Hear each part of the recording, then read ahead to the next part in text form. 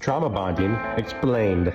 What we have right here is one of the most common and painful trauma bonds. It's the anxious versus the avoidant attachment styles. There are different attachment styles and there are different trauma bonds like a narcissist pleaser, but for the sake of this video, we will focus on this dynamic. And so what we have here are two people who have trauma and insecure attachment styles that perfectly match each other's insecurities, and it creates the perfect storm, and they will fight till the end of time to try to get their needs met. And the funny thing about this is that this person, the anxious attachment style, their need for closeness and intimacy perfectly triggers the avoidance attachment style and their need for independence and freedom. And the more that this person needs freedom and space and independence, the more that will trigger this person's trauma response, anxious trauma response, to get closer.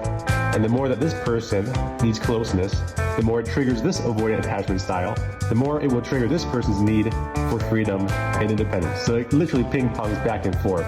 It is a very sticky and challenging relationship. And common thought patterns with someone that is anxious is, don't leave me. This is my only chance at love. Who here can relate to that? And this person's common thought pattern is, I feel trapped. I can find better. They're looking for an easy way to escape.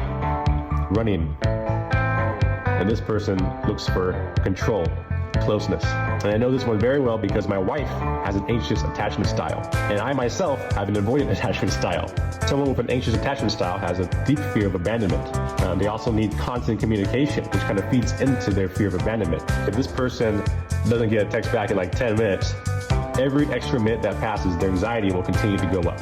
And as such, they hate being alone, and they can be extremely jealous. Because they have a fear of abandonment, they're very sensitive and fearful of being replaced, which again, it comes back to this. Also, they're very hypervigilant. They're extremely good at reading people's body language and facial expressions because again, they are on high alert and fearful of abandonment. So they will be very much hypervigilant of the avoidant attachment style when they're pulling away and try to control the situation to bring back the intimacy and closeness. And ultimately, this person has very low self-worth because they feel like they can be abandoned at any moment, they can be replaced at any moment. Moving over to here, the avoidant attachment style, they have a deep-rooted fear of being controlled and suffocated. They also have a very difficult time showing and expressing their emotions, very sensitive to criticism, withdrawals when overwhelmed, quick to find reasons to leave, and also has low self-worth. So they both have low self-worth.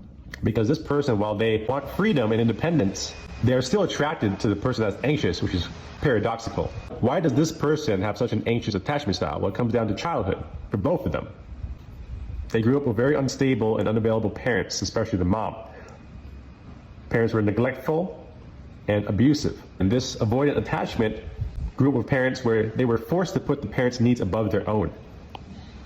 Because of how painful that was, they now seek freedom and independence. Also, the parents, one or both parents, were controlling and critical. And they were also shamed for showing emotion. If you look at how their childhood developed, you can see how it creates this anxious attachment style or this avoidant attachment style. So why the hell is this person and this person super attracted to each other? All humans on the face of the planet are attracted to what is familiar. We learn what love and relationship is first from our parents in childhood. And on a subconscious level, we also try to resolve childhood wounds, whether we know it or not, through our future relationships. Make sure to follow me on more videos on understanding relationship attachment styles and how to begin healing this.